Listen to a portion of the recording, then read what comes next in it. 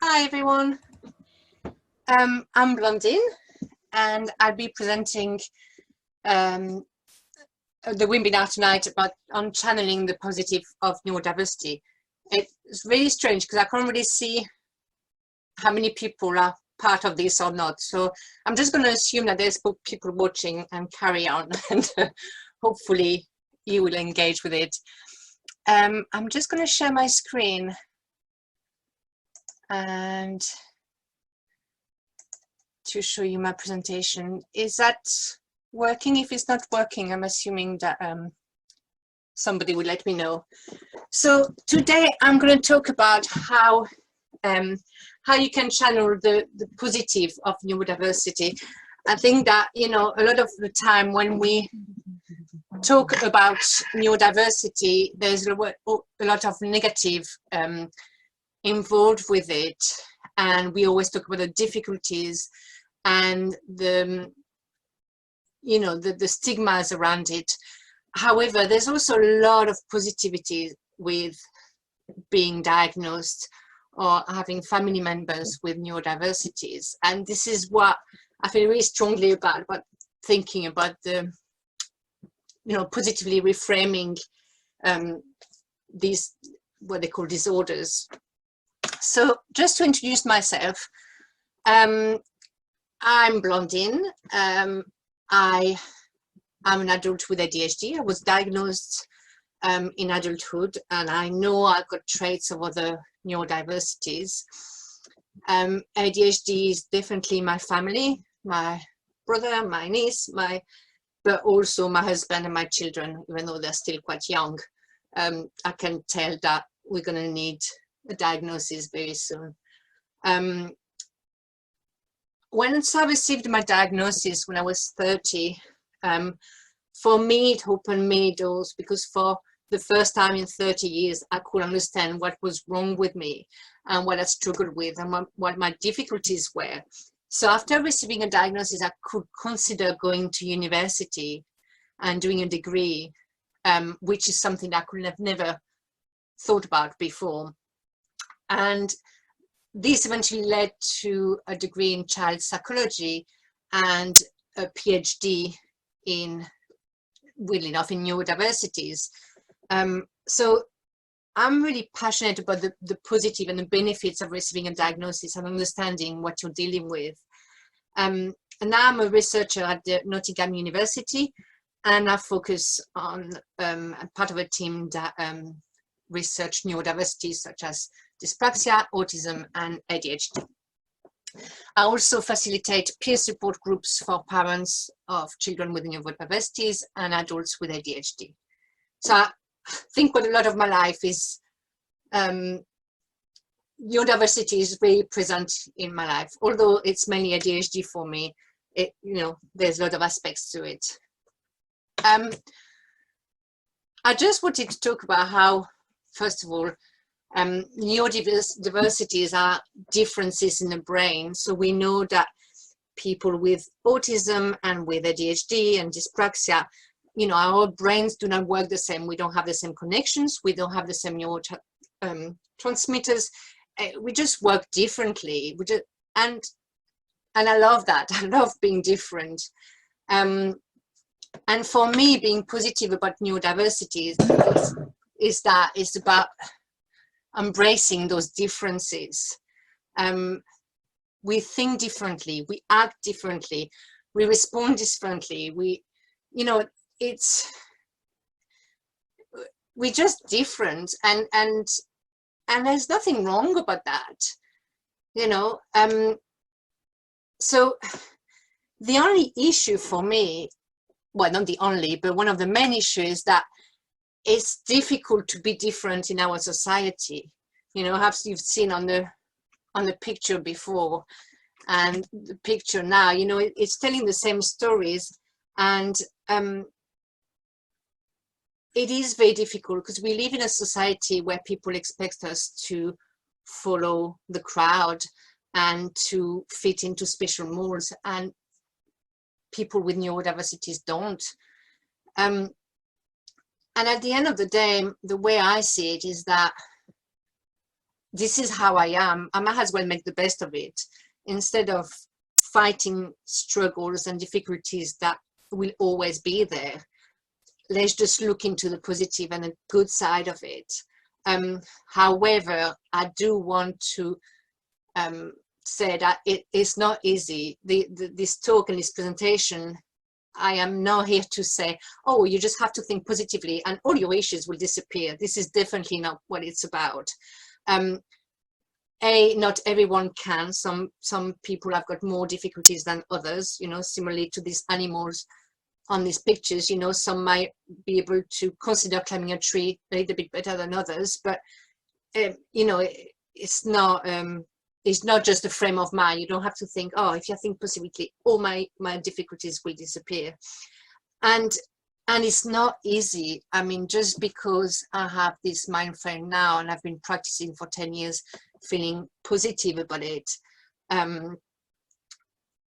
it's still a daily struggle. You know, I still have to think about it on a regular basis, about, you know, the difficulty that arise and how I can reframe them. So I just wanted to put that out there, just to let you know that I'm not here to advocate that this is a walk in the park. So there's a lot of research and a lot of people who are trying to rephrase the way we talk about neurodiversity, and especially the way all these diversities are called disorders. For me, it's not a disorder, it's a difference. So,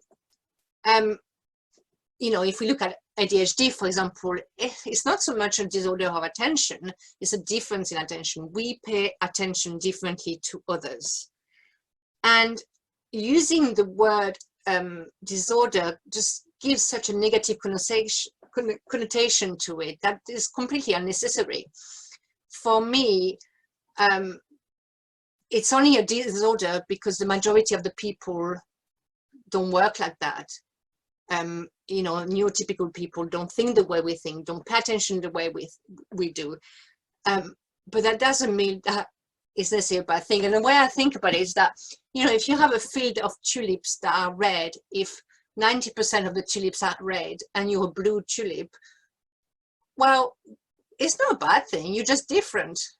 So this is how I look at neurodiversity. It's just a difference, and thinking about it like that rather than a disorder and something wrong that needs to be fixed really helped me. So how do you reframe neurodiversity, which is what I try to do on a regular basis? It just, first of all, thinking about how you can reframe the negative into positives. I mean, there's always two sides of the story and always two ways of looking at things. For, you know, some people, for example, I don't know, getting fired might be the end of the world and really, really bad thing. But for someone else, it might be actually opening many more doors and a relief and some more opportunities. And again, this is how I look at things. So, you know, you can look at being hyperactive as a negative thing, or you can think, well, actually, children or adults who are hyperactive are more energetic, they're enthusiastic, and they're, you know, they're always on the go, and that can be a really good things and really positive things in some jobs or some sports. So it's about thinking of the upside of those difficulties. So for example, someone that hyper-focus all the time shows that he's got loads of interests in specific topics. And at the end of the day, the way I personally look at it is that I don't choose the traits that my ADHD give me. That's who I am, that's how I, you know, how I was born. And but I can choose how I interpret them. There's always a choice of how you experience or interpret situations or traits or, you know, emotions, and learning to think about it differently and putting a positive spin on it really has made a big difference for me. And then also it's about recognizing and encouraging your strengths. So ADHD, technically, again, sorry, I speak about ADHD a lot because this is what I associate with the most, but this is valid to all neurodiversities. You know, you can see the hyperactivity, the distractibility, or the impulsivity, but also there's so much more to it than that. And by thinking outside the box, or, you know, having so much energy, or being always on the go, there's a lot of good things to come out of that. And remembering those positives and the strength that comes with having ADHD, with having autism, with having dyspraxia, is really important. So understanding how neurodiversities affect you, or affect your children, or affect your loved ones, is really important in order to extract the strength out of it. Now, I just wanted to say something. These what they're called, these pictures that I'm using for this are not from me. They're from someone called Danny Donovan, who is a really interesting ADHD and autism advocate. So, you know, if you want to see more of her work, I highly recommend her. So some of the strengths, I mean, we know research has shown that people with neurodiversities have a lot of strength, as well as having lots of difficulties. And I know this slide is a bit blurry and not really good to see, but if any of you want to have my slides to look into that into more details, I'm more than happy to pass them on. And this is a summary from Amanda Kirby, who does neurodiversity 101, and who is a fantastic professor who looks into neurodiversities as a whole instead of focusing on the different labels. She spent a lot of time in highlighting the positives and the overlapping symptoms and the overlapping challenges. And she always had some really great resources if anyone wants to learn more about that. And in here she highlights, you know, the strength that comes with having ADHD, with having ASD, with having dyslexia. And a lot of them overlap between the disorders, and there's just so much of it. I mean, this is a bit comprehensive because it's got loads of research references to it, but it's very interesting to read. I mean, from my personal experience of working with parents and working with adults for the last 8 years, I know, I mean, in this research I show that as well, you know, one of the main strengths that children and adults with neurodiversities have is that they're very resilient. You know, spending your childhood always hearing that you're not trying hard enough, you're not good enough, you should do a bit better, or you should try harder, or, you know, all these comments that we know children with neurodiversities get day in and day out at school and at home, and, you know, just make you very thick-skinned and really resilient. And it also makes people with neurodiversity really empathetic and really accepting. You know, there's a lot of empathy towards people who are different, towards people who are struggling, because they know what it's like to struggle. They know what it's like to be different. They know what it's like to be in a classroom full of children who can do certain things and they can't, and what it feels like to be an outsider. They also tend to be really good at thinking outside the box and trying to find ways that are not the way that other people think.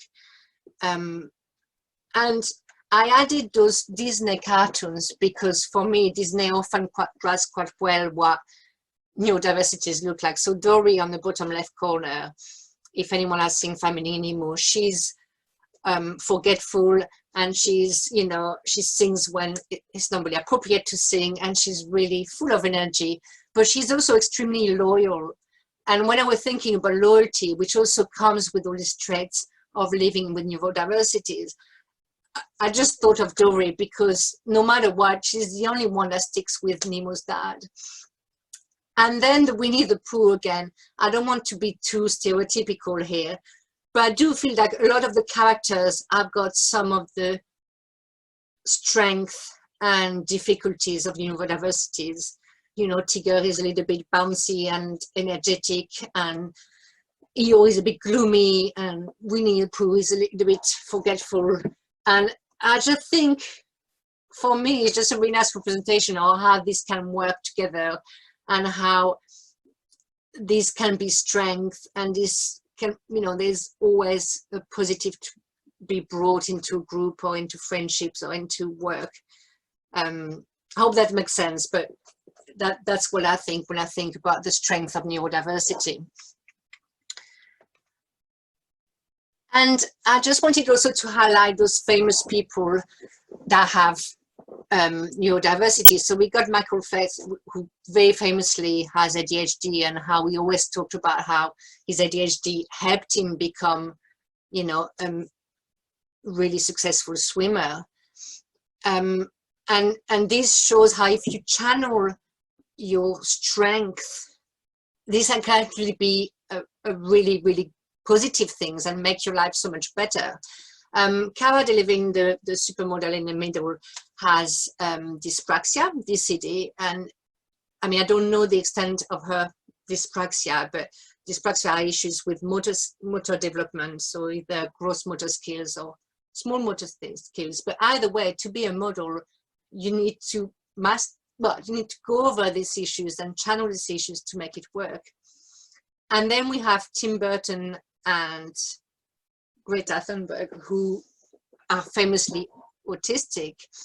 And I mean, Tim Burton's movies are completely out there. And yes, it's not to everyone's taste, and it doesn't fit the mold of what everybody expects from a movie. And it's a little bit, you know, it's very different, but that's why it's fantastic. And again, it's just shown me that being different is not a bad thing, and it can be just so amazing. And finally, you've got Agatha Christie in the middle, who is a famous author with dyslexia. So again, despite her struggles with writing, she's one of the most successful female authors of the last century. And yes, for me, this shows how the right channels and the right, you know, identifying your strength and what you're good at and what makes you different can be so fantastic. So then I've got a few tips about, I mean, those are by no means, you know, comprehensive. You know, this is just what I work with when I work with parents and with adults, and these are the things that work for me and for other people. But how to channel that on a daily basis. How do you channel the positive on neurodiversity when you're at home with your kids? So for children, it's just, I mean, for children and adults, to be fair, it's just about identifying your strengths. What are they good at? What do they enjoy? You know, if they're good at music, then just push this, you know, like, make sure they do something that they enjoy and they have an interest in. Routine is key as well with children, and having a really good routine. The children with neurodiversities seek this kind of very strict time during the day and routine, and having that in place makes life so much easier and allows them to spend time working on their strengths rather than worrying, you know, when dinner is or whether they're supposed to do their homework or not. Then the next few points for me are really important because, as I mentioned before, we live in a society that expects children to be in a certain way and parents to do certain things. And you need to remember that your children are different. Therefore, your parenting needs to be different. And that can be quite a tricky concept to get your head around if you have children that are neurotypical and a child that is not, and understand that you have to parent differently. But this is what it is. You cannot parent a neurodiverse child the same way you parent a neurotypical child. So there's no point listening to neurotypical advice because it doesn't work for your kids. And actually this creates a lot of pain and a lot of heartache for everyone.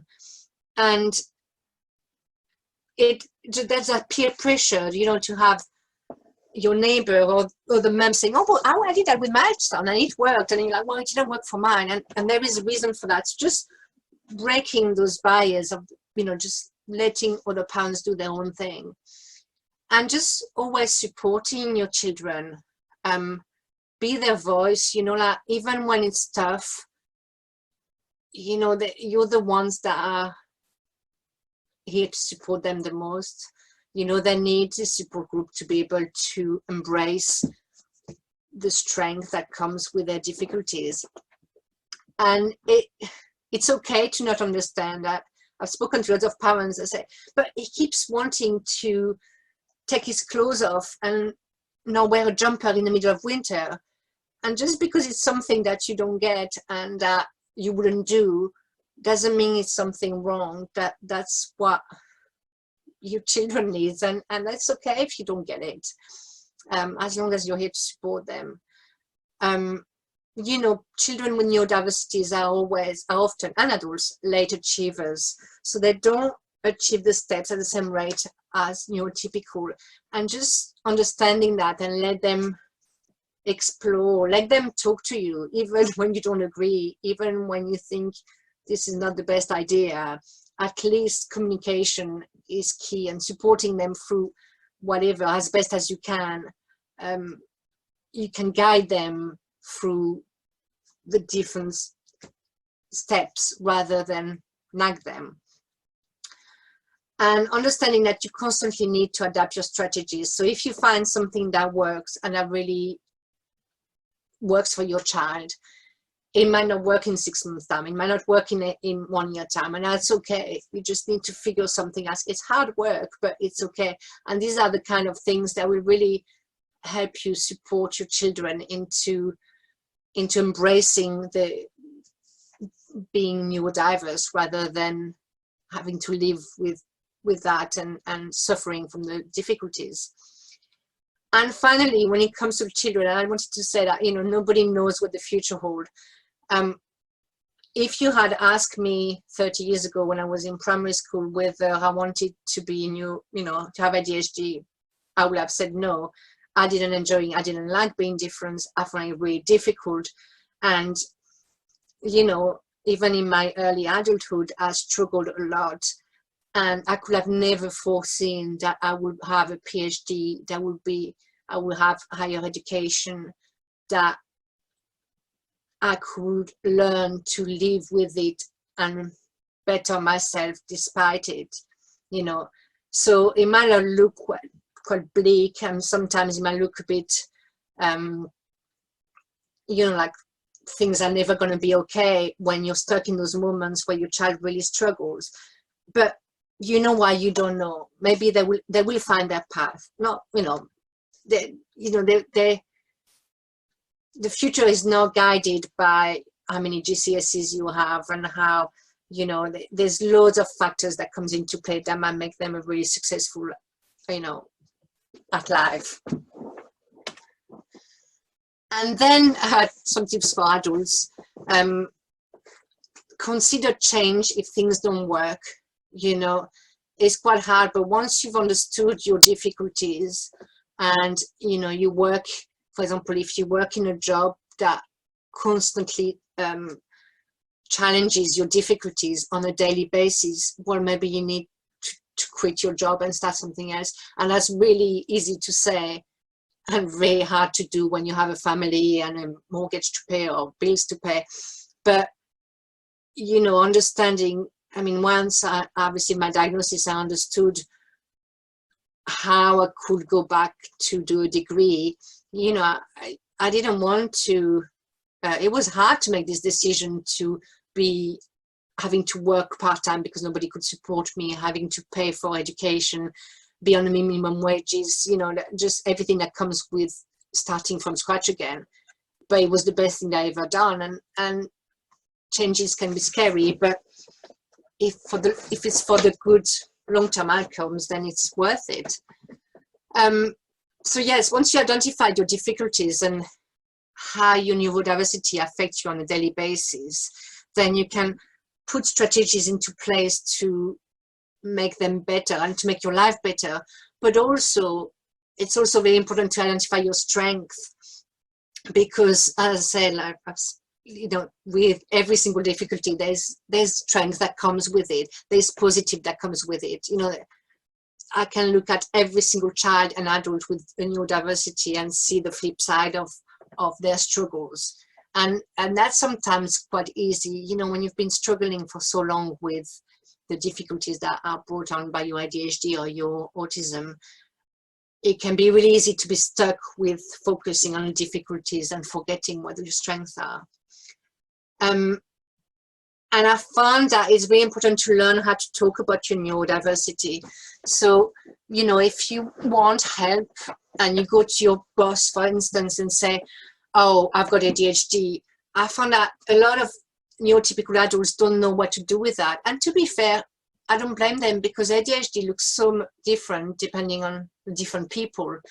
So learning that, you know, what you need. So you could say, for instance, to your boss, well, I have ADHD, which means that sometimes I might forget things if I don't write them down, or sometimes I can't focus at a meeting at 3 o'clock, so morning meetings are better for me. You know, just knowing how to communicate your difficulties and how to change them into strength, or make them more manageable, I found is really important.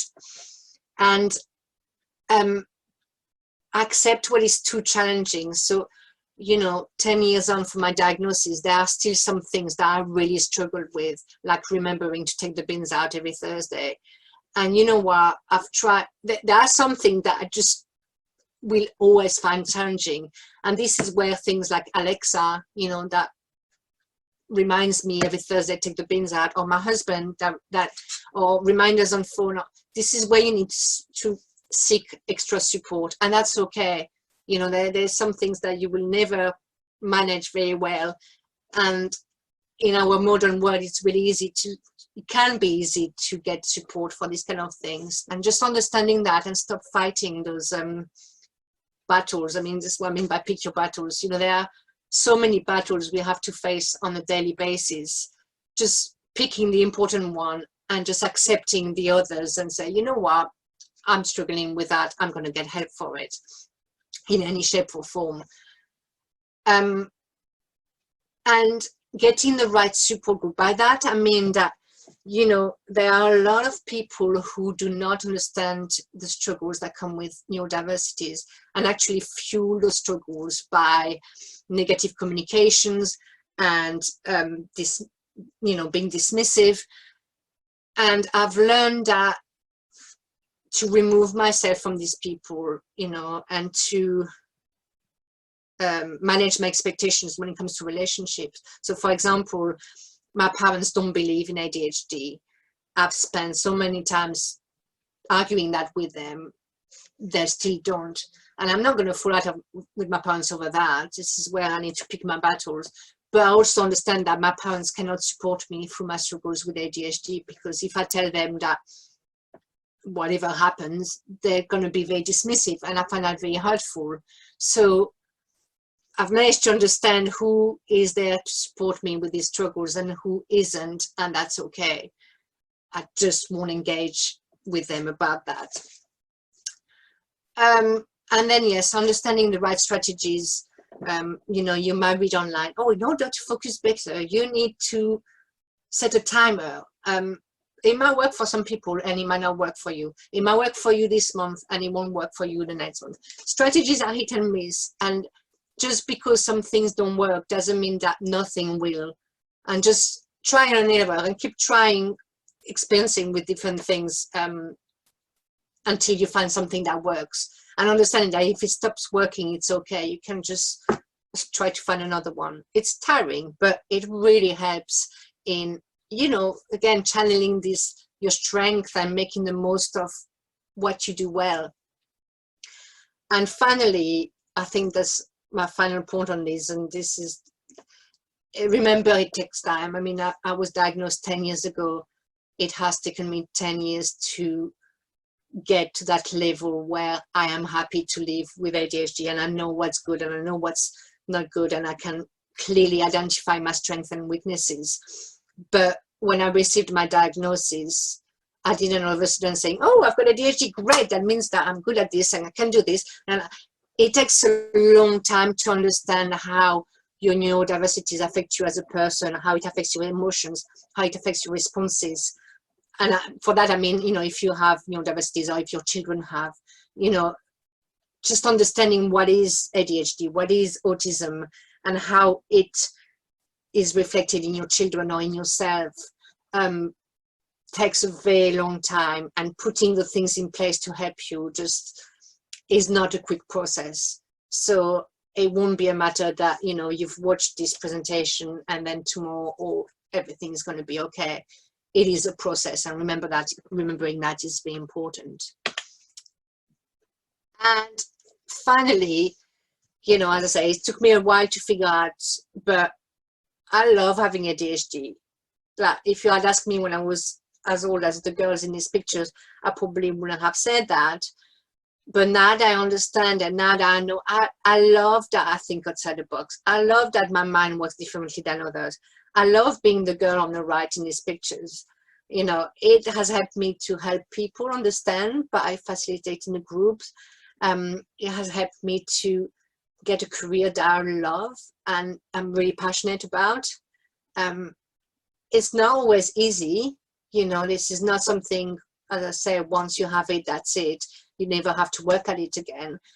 I have to work at it on a daily basis. And some days, you know what, I don't really feel very positive about having ADHD and I hate it. But those days are fewer, you know, are less and less over the years. And most of the time, if someone says, you know, if you could change it, would you give up your ADHD? I generally now would say no. I like it. It took me a while to get there, but I like what it gives me and I like what it brings. And yeah, I love being the girl on the right. And that's it for me. Thank you very much for listening.